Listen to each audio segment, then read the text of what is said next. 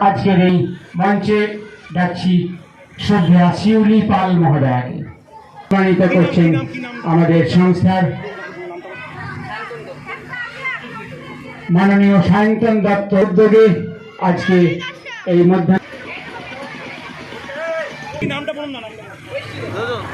Oishi Dutta